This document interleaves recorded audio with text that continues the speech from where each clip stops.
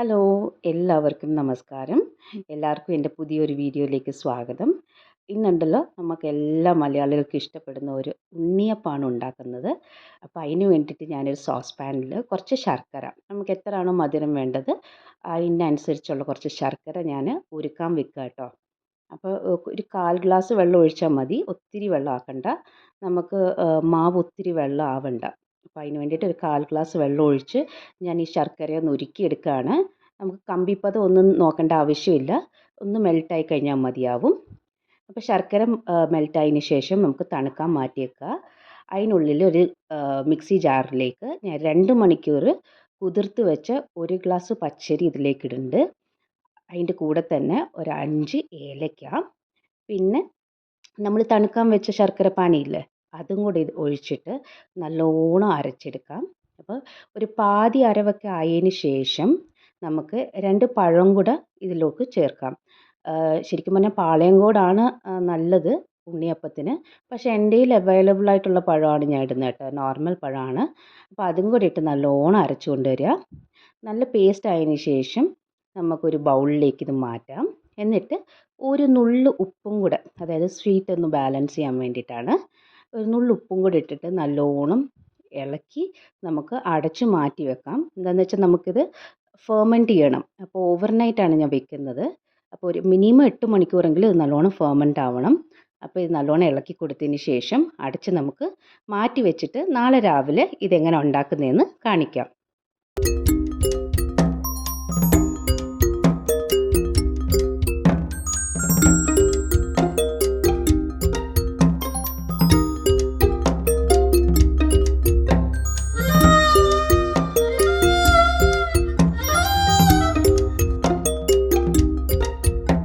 അപ്പോൾ അടുത്ത ദിവസം രാവിലെ ഞാൻ ഉണ്ണിയപ്പം ഉണ്ടാക്കാൻ പോവാം കേട്ടോ.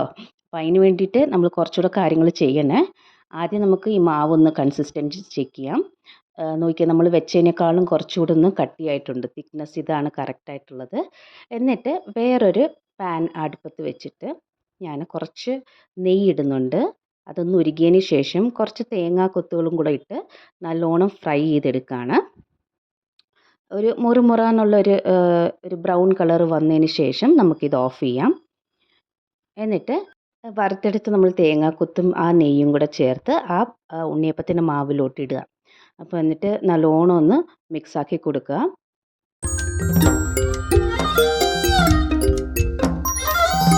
ഞാനുണ്ടല്ലോ കുറച്ച് ഒരു കരിഞ്ജീരകവും കൂടി ഇടുന്നുണ്ട്. നോർമലായിട്ട് നിറയെ പേര് എള്ളാണ് ഇടുക. അപ്പോൾ എൻ്റെ കയ്യിൽ എള്ള് അവൈലബിൾ ഇല്ല, അത് കാരണം ഞാൻ കരിഞ്ജീരകം ഇടും. നിറയെ പേര് ജീരകമൊക്കെ ഇടും, എല്ലാം നല്ലത് തന്നെയാണ് കേട്ടോ. അപ്പോൾ അത് നല്ലോണം ഇളക്കി കൊടുത്തതിന് ശേഷം ഞാൻ ഉണ്ണിയപ്പത്തിൻ്റെ ചട്ടിയില്ലേ അത് ഗ്യാസിൽ വെച്ചിട്ട് ഞാൻ കുറച്ചുകൂടെ എണ്ണയല്ല, നെയ്യ് ഉരുക്കിയെടുത്തിട്ടുണ്ട്. ഉരുക്കിയിട്ട് എല്ലാ ഉണ്ണിയപ്പത്തിൻ്റെ ആ ഹോൾസിലും കുറച്ച് നല്ലോണം ഒഴിച്ചു കൊടുക്കുക. നമുക്ക് മൊത്തവും നെയ്യിലുണ്ടാക്കാം, ഇല്ലെങ്കിൽ മൊത്തവും എണ്ണയിലുണ്ടാക്കാം, ഇല്ലെങ്കിൽ പാതി നെയ്യ് പാതി എണ്ണ, അങ്ങനെയും നമുക്ക് ഉണ്ടാക്കാം കേട്ടോ. ഇത് കുറച്ചുകൂടി ടേസ്റ്റ് ഉണ്ടാവും. എന്നിട്ട് കുറേശ്ശെയായിട്ട് നമുക്ക് മാവ് കോരി ഒഴിക്കാം. ഇപ്പോൾ എൻ്റെ കയ്യിലുള്ള ഉണ്ണിയപ്പത്തിൻ്റെ പാത്രത്തിൻ്റെ കുഴി ഭയങ്കര ചെറുതാട്ടോ. ഇപ്പോൾ നിങ്ങൾക്കൊക്കെ കുറച്ചുകൂടെ വലുതാണെങ്കിൽ അപ്പോൾ നല്ല നല്ല റൗണ്ടിൽ വരും. എൻ്റേത് ഒത്തിരി ചെറുതാണ്. പിന്നെ അധികം ഞാൻ ഉണ്ണിയപ്പം ഉണ്ടാക്കാറുമില്ല, അതുകൊണ്ടാണ് ഞാൻ മാറ്റി വാങ്ങിക്കാണ്ടിരിക്കുന്നത്. ഇനി നോക്കണം. അപ്പോൾ ഇങ്ങനെ നമുക്ക് ഒഴിച്ചു കൊടുത്തിട്ട് സിമ്മിൽ വെച്ചിട്ട് കുക്ക് ചെയ്തെടുക്കാം കേട്ടോ. തിരിച്ചും മറിച്ചും ഇട്ട് കൊടുക്കണം. എന്താണെന്ന് വെച്ചാൽ പെട്ടെന്ന് ഇത് കരിഞ്ഞു പോവും.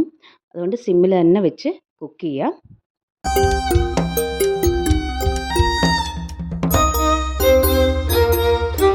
അപ്പോൾ ഒരു ഭാഗം വെന്തിട്ടുണ്ട്. ഞാൻ എല്ലാം ഒന്ന് തിരിച്ചിട്ട് കൊടുക്കുക കേട്ടോ. ഞാൻ പറഞ്ഞില്ലേ എൻ്റെ ഉണ്ണിയപ്പത്തിൻ്റെ ആ കുഴിയൊക്കെ ഒന്ന് ചെറുതായത് കാരണം ഇത്ര വൈഡായിട്ടിരിക്കുന്നത്, അല്ലെങ്കിൽ നല്ല റൗണ്ടായിട്ടിരിക്കും. അത് സാരമില്ല, ടേസ്റ്റ് അല്ലേ നമുക്ക് മുഖ്യം. ഓക്കെ, അപ്പോൾ ദേ ഒരു ബാച്ച് ആയിട്ടുണ്ട്. ഞാൻ അതേ നെയ്യിൽ തന്നെ, ആവശ്യമുണ്ടെങ്കിൽ കുറച്ചുകൂടെ നെയ്യ് ഒഴിക്കാം, പക്ഷേ എനിക്ക് ആവശ്യം വന്നില്ല കേട്ടോ. അപ്പോൾ അതേ നെയ്യിൽ തന്നെ ഇനി ഒരു ബാച്ചും കൂടി ഇടുകയാണ്. ഇതേപോലെ തന്നെ നമ്മൾ ഒഴിച്ചു കൊടുത്തിട്ട് തിരിച്ചും മറിച്ചും ഇടുക. എന്നിട്ട് നമുക്കത് കോരിയെടുക്കാവുന്നതാണ്, സിമ്മിൽ വെച്ച് തന്നെ.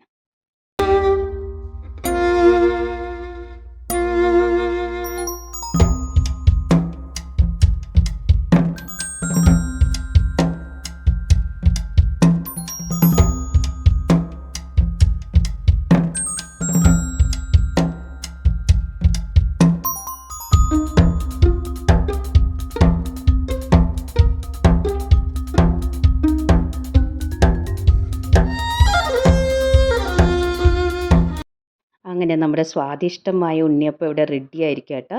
ഇത് നമുക്ക് വേണമെങ്കിൽ ഒരു 5 ദിവസമൊക്കെ വെളിയിൽ വെക്കാം. എല്ലാവർക്കും ഇഷ്ടപ്പെടുമെന്ന് വിചാരിക്കുന്നു. അപ്പോൾ അടുത്ത വീഡിയോയിലൂടെ കാണുന്നവരെ ബൈ.